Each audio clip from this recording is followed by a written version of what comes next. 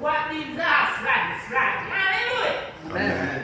Kwa hiyo ni vizuri unatakasa nguo yako kabla haijaingia katika mwili. Haleluya. Amen. Kwa hiyo tunahitaji tuweke misingi katika maombi, tuweke misingi ya kujiombea. Haleluya. Amen. Inawezekana hata unapoamka unaamka uombi. Inawezekana umetingwa na shida, umetingwa na mambo mengi kiasi kwamba wanasema umevurugwa, lakini maombi ni ya kwanza. Pale unapoamka, omba kibali, omba kibali unapoamka kwa ajili ya kufanya maisha yako ya siku hiyo. Omba kibali hata unapotaka kutoka. Omba kibali hata kwa chakula utakachokula.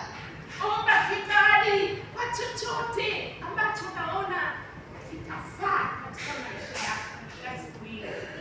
Haleluya. Amen. Wako wengi walitokea wakaamka wakakurupuka. Ninaweza kuzungumzia kwamba wakakurupuka, akatoka akasema anakwenda kazini, lakini akajikuta yuko mahabusu.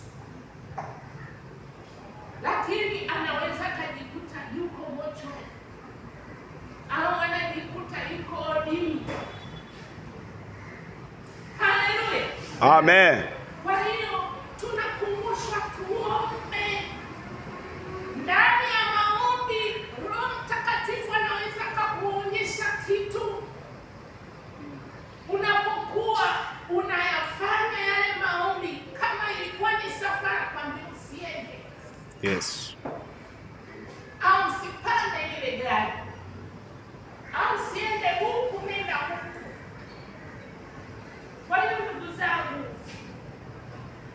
tunakumbushwa tuwe watu wa maombi, na hata tunapokuja nyumbani mwa Bwana tujitahidi kuombea mambo ambayo naona yanahitaji msaada wa Mungu. Haleluya. Amen. Kwa kweli bila msaada wa Mungu haiwezekani, na kumwona Mungu au kumkaribia Mungu ufunguo wake ni maombi. Amen. Basi